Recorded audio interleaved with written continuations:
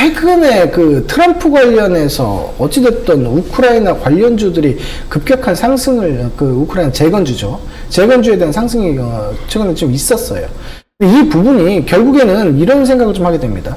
과연 트럼프가 나섬으로 있어서 우크라이나 재건 쪽으로 불이 붙었냐? 그런 것을 의미하는 건 아니라고 봐요, 저는. 누가 됐던, 그러니까 해리스가 이제 대타로 이제 민주당 쪽에서 나왔는데, 해리스가 돼서 집권을 해서 진행을 시키던, 트럼프가 돼서 시키던, 어찌됐든 중요한 것은 종전에 대한 시그널은 여기서 나올 수밖에 없다는 거예요. 우크라이나 외무장관이 내일부터 중국을 방문하게 됩니다. 중국을 중재자 역할로 주목을 했다는 얘기예요. 그리고 11월 5일 날 대대적으로 미국 쪽하고 우크라이나 쪽하고 또 협상을 하게 됩니다. 이러한 진척 속도로 봤을 때 주식은 항상 기대감으로 먼저 선반영되는 경우가 많다 이 말이죠. 우크라이나 재건주 관련해서 저는 끝났다고 생각하는 게 아니고 최근에 급등이 있었다 하더라도 이러한 부분들이 시작의 시그널로 여길 수밖에 없겠다라는 거예요. 비단 제가 오늘뿐만이 아니고 그동안에 유튜브 방송을 하면서 계속적으로 말씀드렸던 부분이고요. 이 부분에 있어서 가장 먼저 반응이 좀 나왔던 부분이 사실상 그거였죠. 제가 방송에서 이제 말씀을 많이 드렸던 것은 한미글로벌이었고 그 다음에 현대 에버다임이었어요. 그리고 뭐 단타치기에는 SY 스틸텍 요거를 좀 많이 얘기했었고, 그 다음에 기존에 이제 큰 엄마죠. 데모 같은 경우가, 기존에도 원래는, 우크라이나 관련해서는 얘가 그동안에 상승이 좀 많았어요. 그렇기 때문에 요 모습들까지도 확인을 좀 해야 되겠다. 우리가 몇 개 볼 게 없습니다. 다시 한번 집어드릴게요.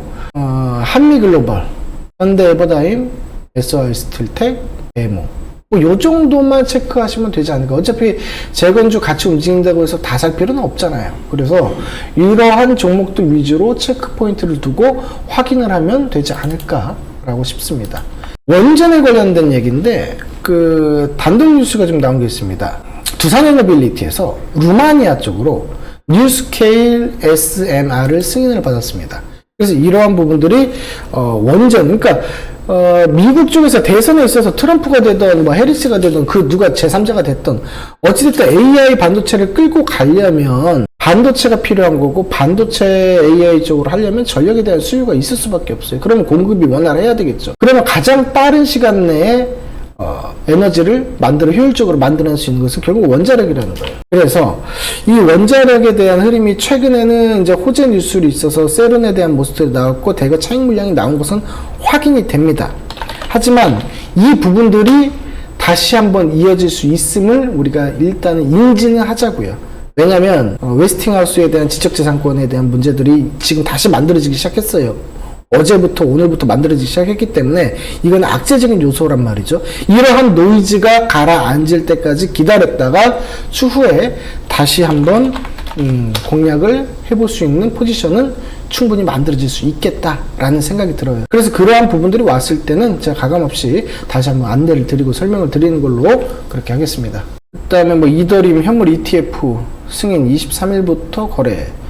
그럼 뭐 주식 내에서는 우리 기술 투자 뭐 볼 수 있겠는데, 그러면 만들어지고는 있는데 여기에서 오늘 크게 띄우기는 쉽지가 않아 보입니다. 이거는 이번 주보다는 다음 주에 본격적으로 코인에 대한 이제 이더리움 승인이 아닌 코인에 대한 상승이 좀 나왔을 때 다시 한번 봐야 될 것 같다는 생각이고, 그리고 VT 같은 경우가 이제 리들샷이죠. 이게 이제 다이소를 통해서 이제 방리담 형식으로 많이 팔았는데 화장품 관련주입니다. 이 부분들이 본격 확장을 앞두고 수직 계열화를 시킨다.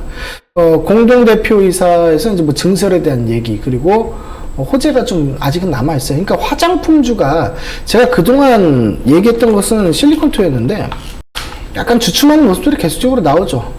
하지만 이 모습들이 제가 이제 목표가를 찍어드렸던 것은 약 한 55,000원권이었어요. 금방까지는 갔단 말이에요.